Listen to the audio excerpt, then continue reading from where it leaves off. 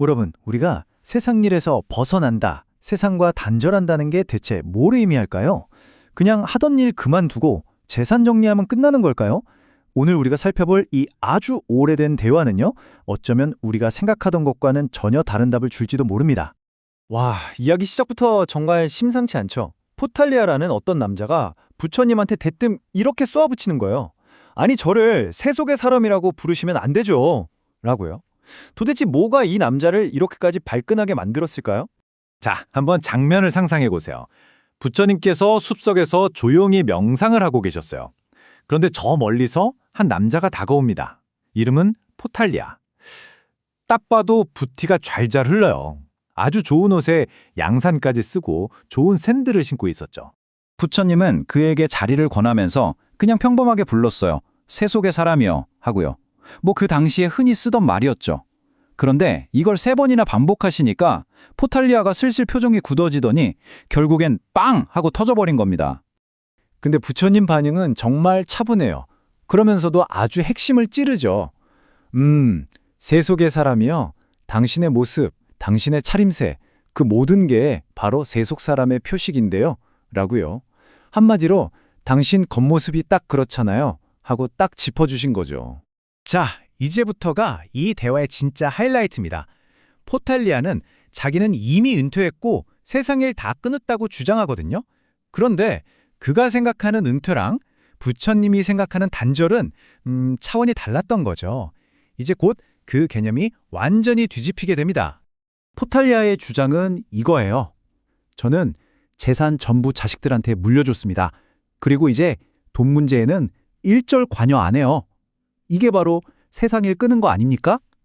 그 사람한테는 이게 최선의 단절이었던 거죠.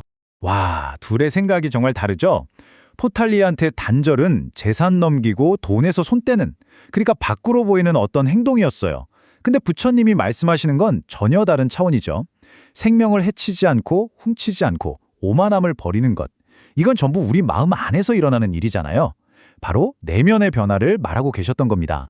자, 그럼 부처님이 말씀하시는 진짜 사업 단절이란 뭘까요? 그 첫 번째 단계로 우리 행동에 관한 8가지 근본적인 규칙을 제시하십니다. 살생, 도둑질, 거짓말, 험담, 탐욕, 비난, 분노, 그리고 오만. 이 8가지를 버려야 한다는 건데요. 여기서 중요한 건 뭐냐면 이 중에 돈이나 재산에 대한 얘기는 하나도 없다는 거예요. 전부 다 우리 마음과 행동을 어떻게 다스리느냐에 대한 문제인 거죠. 근데 여기서 진짜 재미있는 부분이 뭐냐면요. 마지막 8번째가 바로 오만함을 버리는 것이라는 점이에요. 이거 정말 절묘하지 않나요? 처음에 포탈리아가 세속의 사람이라는 말 한마디에 왜 그렇게 화를 냈겠어요? 바로 그의 오만함, 그 자존심이 상처받았기 때문이잖아요. 부처님께서 이걸 딱 꼬집어서 마지막에 넣으신 겁니다. 그런데 놀랍게도 이 8가지 규칙을 다 지켜도 아직 끝이 아니라고 하세요. 부처님 말씀은 이게 모든 면에서 세상 일을 끄는 건 아니라는 거죠. 가르침은 이제 훨씬 더 깊은 차원으로 들어갑니다. 자, 지금부터는 이 가르침의 정말 매력적인 부분인데요. 부처님께서 우리가 좇는 세상의 즐거움, 그 쾌락의 진짜 얼굴이 뭔지 보여주기 위해 정말 기가 막힌 비유들을 사용하십니다. 첫 번째 비유는 바로 피 묻은 뼈다귀예요. 굶주린 개가 살점은 하나도 없고 피만 살짝 묻은 뼈다귀를 미친 듯이 핥고 있는 모습을 상상해 보세요. 아무리 핥아도 배가 부를 리가 없죠? 피로와 좌절감만 쌓일 뿐이에요. 세상의 쾌락이 바로 이와 같다는 겁니다. 뭔가 있을 것 같은데 결국엔 아무것도 없는 거죠. 그리고 비유가 하나 끝날 때마다 부처님은 이 말을 계속 반복하세요. 감각적 쾌락은 만족은 거의 없고 고통과 괴로움만 크다고요. 이게 그냥 똑같은 말을 계속하는 게 아니라 마치 노래의 후렴구처럼 우리 마음에 깊이 새겨지게 만드는 장치인 거예요. 세상 즐거움의 본질이 사실은 괴로움이라는 걸 잊지 말라고 말이죠. 두 번째 비유는 불타는 횃불입니다. 생각해 보세요. 바람이 막 부는데 그 바람을 거슬러서 활활 타는 횃불을 들고 가면 어떻게 될까요? 불꽃이 나한테 날아와서 결국 데이고 말겠죠. 우리가 감각적인 쾌락에 집착하는 게 바로 이와 같다는 겁니다. 결국 스스로를 해치게 된다는 거죠. 그리고 또다시 그 후렴구가 나옵니다. 만족은 거의 없고 고통만 클 뿐이다. 아, 이 가르침의 구조 정말 대단하지 않아요? 이렇게 리듬감 있게 반복해 주니까 쾌락을 쫓는 게 결국 스스로를 태우는 짓이라는 교훈이 머리에, 아니 가슴에 확 박히는 느낌이에요. 세 번째 비유도 아주 인상적이에요. 빌린 보석 이야기입니다. 어떤 사람이 친구한테 아주 화려한 보석을 빌려서 온갖 파티를 다니면서 뽐내고 다녀요. 사람들은 다들 부러워하죠. 근데 그 행복이 영원할까요? 아니죠. 주인이 이제 돌려줘 하는 순간 그 모든 건 사라지고 허무함만 남는 겁니다. 우리가 가진 지위나 재산도 결국 이 빌린 보석과 같다는 아주 뼈아픈 비유죠. 이런 강력한 비유들을 듣고 나니 포탈리아의 마음이 흔들리기 시작합니다. 자, 이제 이 이야기의 클라이맥스로 갑니다.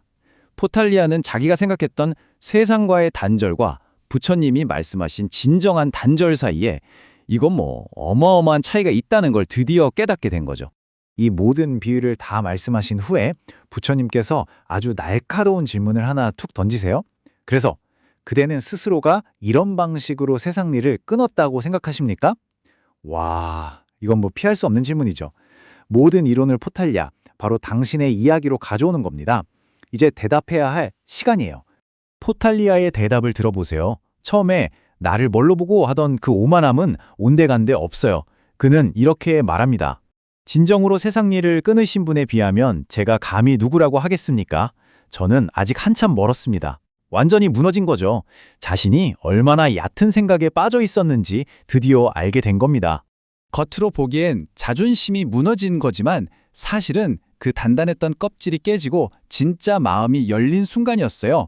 포탈리아는 이제 진정한 길이 무엇인지 깨닫고 부처님의 가르침을 온전히 받아들입니다. 이제야 비로소 진짜 세상을 끊기가 무엇인지 알고 그 길을 가기로 다짐한 거죠. 자, 이 오래된 이야기가 21세기를 살아가는 우리에게 던지는 메시지는 뭘까요? 포탈리아는 자기가 끊어야 할 사업이 재산 문제라고 생각했어요. 하지만 부처님은 진짜 문제는 우리 마음속의 오만, 탐욕, 분노 같은 것들이라고 하셨죠. 끊임없이 경쟁하고 지쳐가는 우리도 어쩌면 포탈리아처럼 엉뚱한 걸 끊으려고 애쓰고 있는 건 아닐까요? 그래서 마지막으로 여러분께 질문을 드리고 싶습니다. 여러분의 삶에서 정말로 단절해야 할 그 사업은 과연 무엇인가요?